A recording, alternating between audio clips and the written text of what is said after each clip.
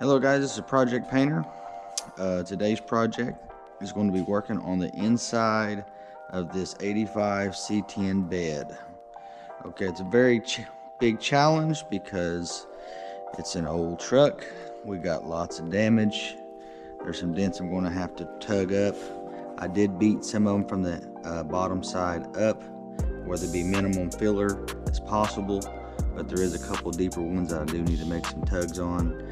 Other than that, pretty much just going to get in there, and what I try to do is look at the worst, basically take care of the worst first, and then I work my way out. But the whole key is on these big projects like this is don't get overwhelmed. That obviously you have 4 sides.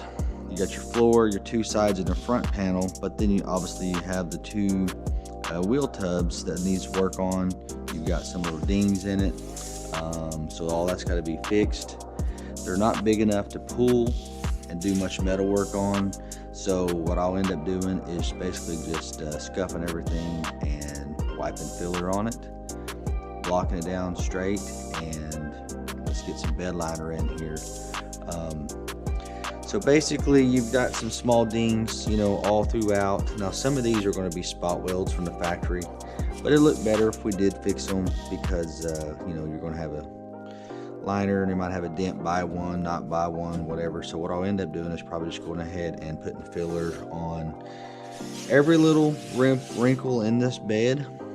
It sounds challenging, and it is for a total beginner, but the way I look at everything is if you do it in stages, there's a process elimination. So what I'll probably end up doing is putting some filler on the bigger spots, and while they're drying, then I'll start and just do like a 2x2 area. It'd be a lot easier to fix a 2x2 square or so in your mind, what you're seeing there, and don't look at all of these other dents or other work that you're doing in any project. But basically in this situation is that I look at a 2x2 area, identify whatever damage is in front of me, and tackle that one problem at a time. So there's no better time than now, so let's get after it.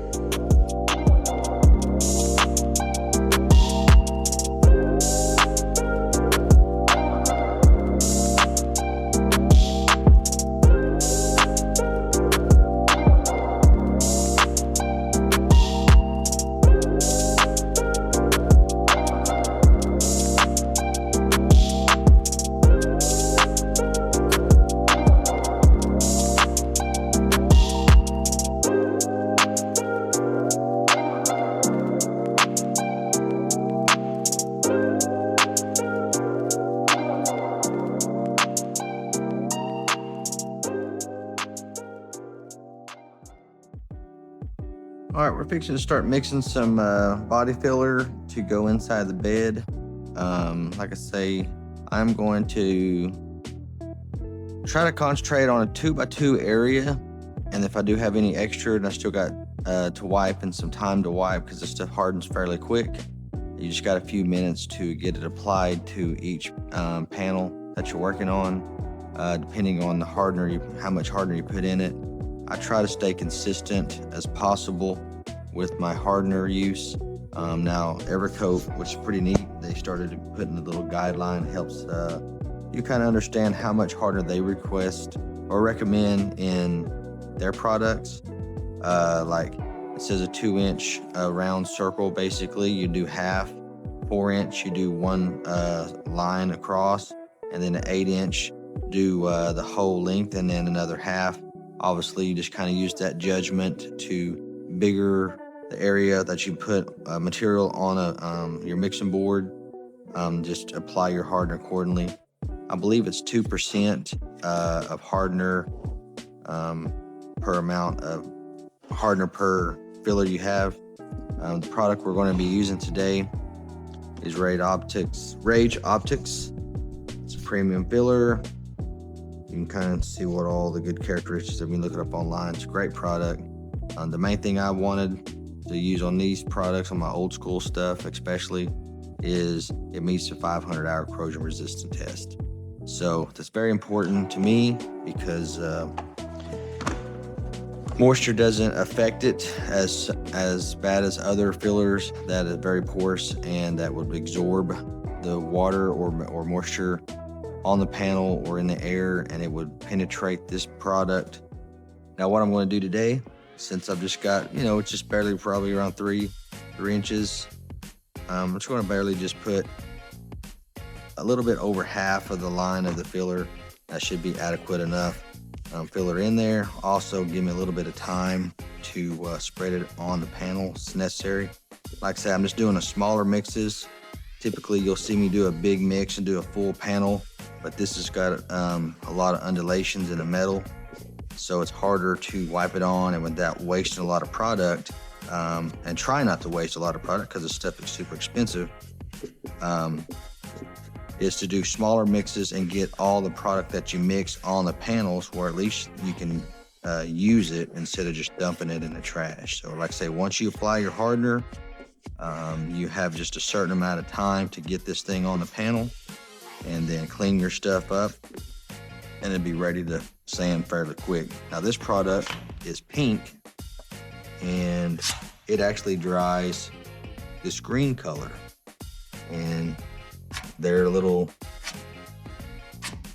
advertisement and their whatever you want to call it is green means go. So, and it does work very well. It's mainly designed, I think, for the collision world, for because everybody's on a time crunch to get their stuff done in a timely fashion in the collision world, commission pay, hustle and bustle of that world, which I'm normally in a routine of doing, obviously. But in this case, we just try to do it quick as possible, be productive every day.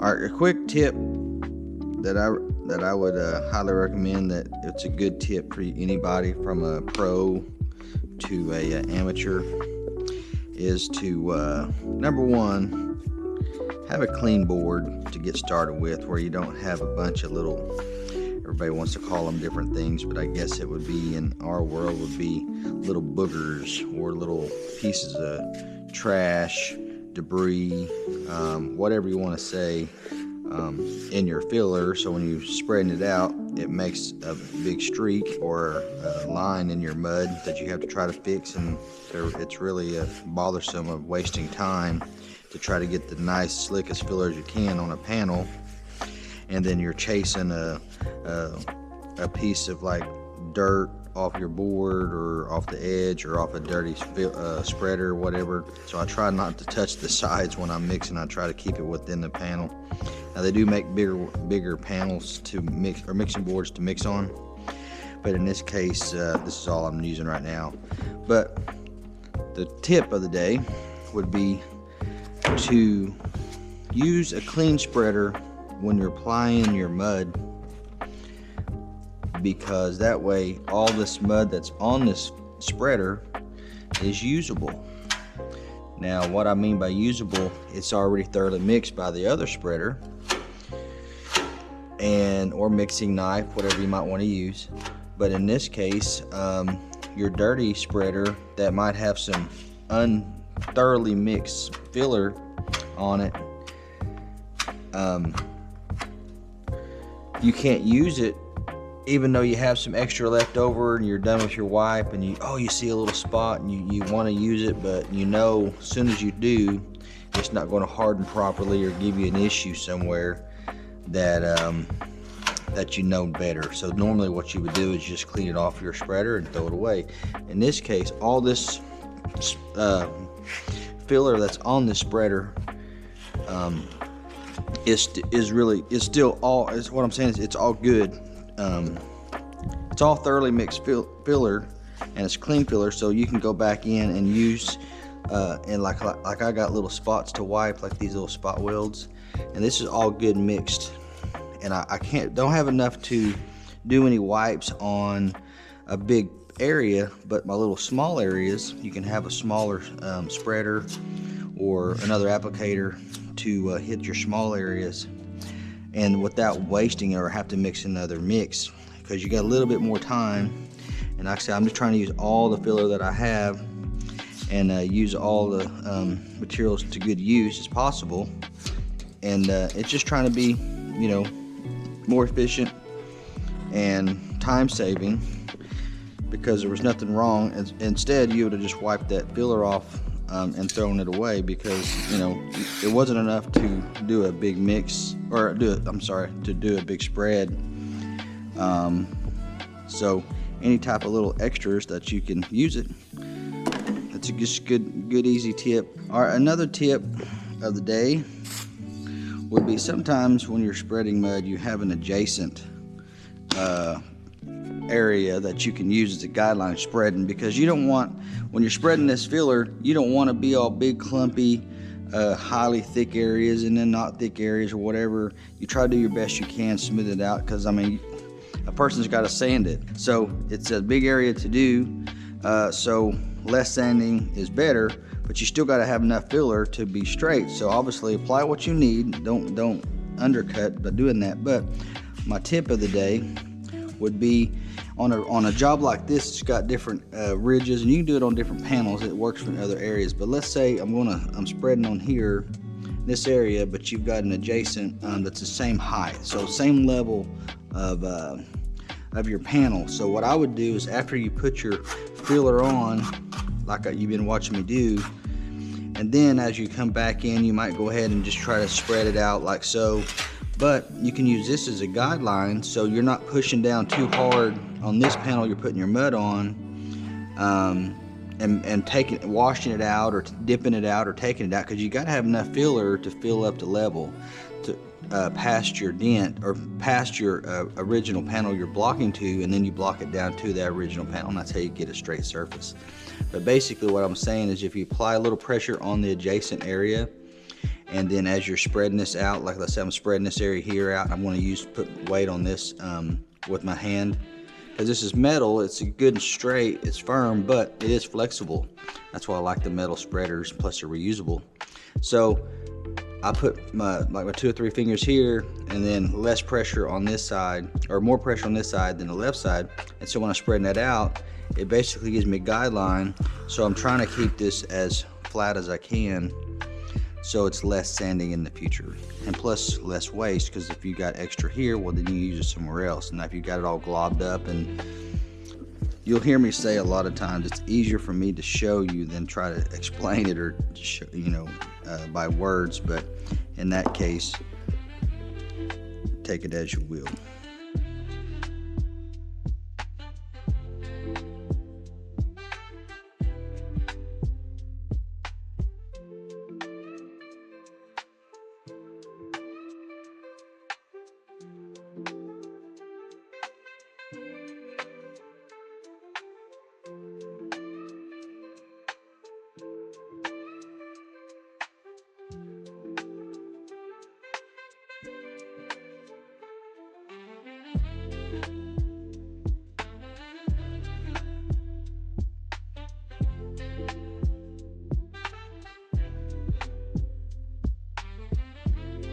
Going to give you a quick update on our 85 C10 bed.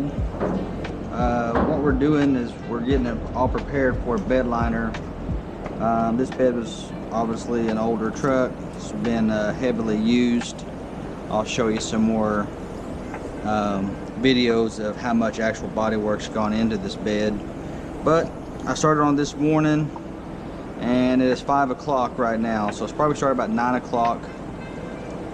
So it's been an all-day affair, but I've got pretty much 99% done right now. I'm just going to show you real quick how I fix spot welds, and all I'm doing is basically I just scuffed them. This is all sprayed by epoxy first, then I'm applying my filler on top of the epoxy.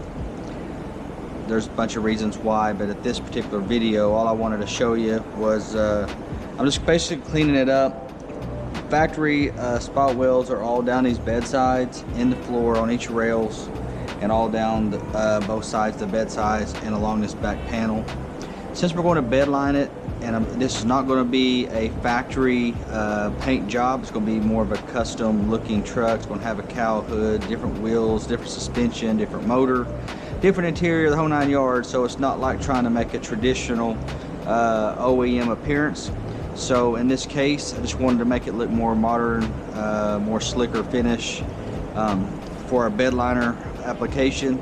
So instead of, because even though you shoot a bed liner over a panel, whatever body lines, spot welds, dents, dings, heavies, gouges, or scratches will still show, even though you're putting a textured product on it.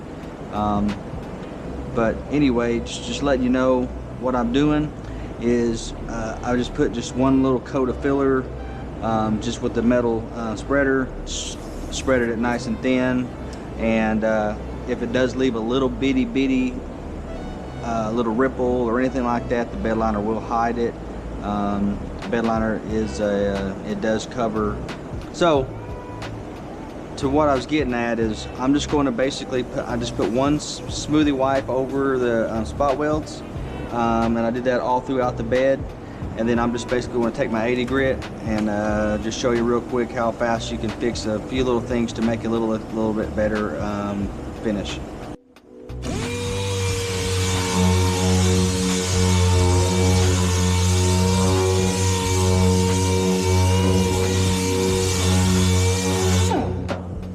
And how I'm sanding is just moderate pressure, but I'm not really bearing down. I don't want I've got fresh 80 grit on there, and so it's going to cut super fast. It's fresh filler, so it's sanding super fast, but I don't want to have it dig it out. I want to leave the material in that spot weld, so when I bed line it, it's basically just kind of helps smooth it over, and you won't have the just a bunch of little low dents in it, because that's what it'll look like. Because the bed liner will fill the spot weld, but it won't fill it all the way, so it'll look like little minor dents, like all these little spots that still show, and that's why it would show as a reverse dent versus now it's going to be level. So when I put the material on it, it should be nice and flat, and I'll have a video on that later.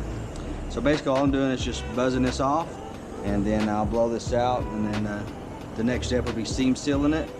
I will basically get my epoxy seam sealer. I'm going to go around all the cracks and crannies. Like I said, we had this blasted, so all the factory seam sealer we took out, besides what's in between stuck, but it's hardening, it's in there for life basically.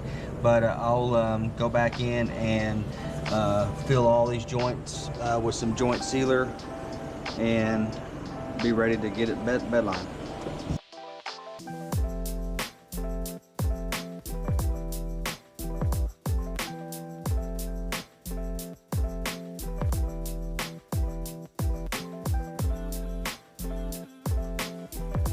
It's been a great Sunday, working on the 85 C10 bed.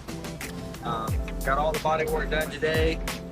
As you can see, I've got the seam sealer all around the edges, cracks and crannies, and that should be ready to get bed line pretty soon. So we're going to finish up the body work on the outsides, get it primered for the final hopefully, and then after that we'll get it painted. What I like to do is I'll bed line the inside of the bed last typically, just because if anything oversprays from painting it, priming it, and all that stuff, it won't get into a fresh bed liner. So what I'll end up doing is it does have some exposed metal, but it's not going to, this job ain't going to go outside or nothing.